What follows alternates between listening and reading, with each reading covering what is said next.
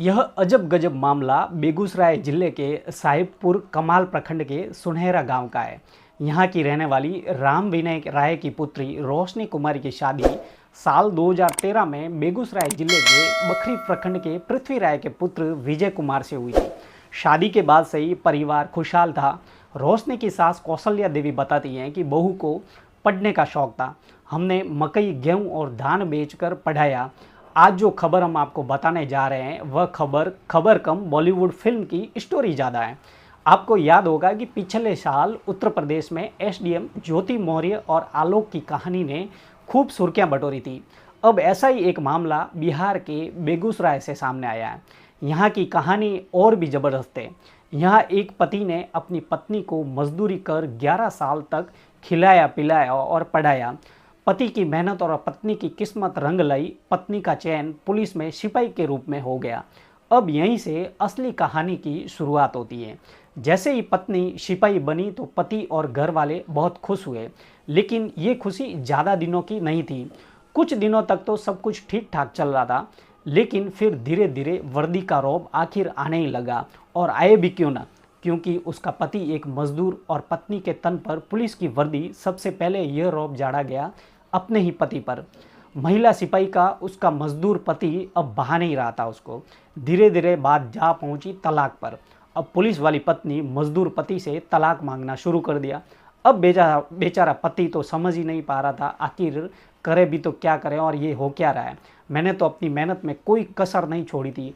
यह अजब गजब मामला बेगूसराय जिले के साहिबपुर कमाल प्रखंड के सुनहा गांव का है। यहाँ की रहने वाली राम विनय राय की पुत्री रोशनी कुमारी की शादी साल 2013 में बेगूसराय जिले के बखरी प्रखंड पृथ्वी राय के पुत्र विजय कुमार से हुई थी। शादी के बाद से परिवार खुशहाल था। रोशनी की सास कौशल्या देवी बताती हैं कि बहू को पढ़ने का शौक था।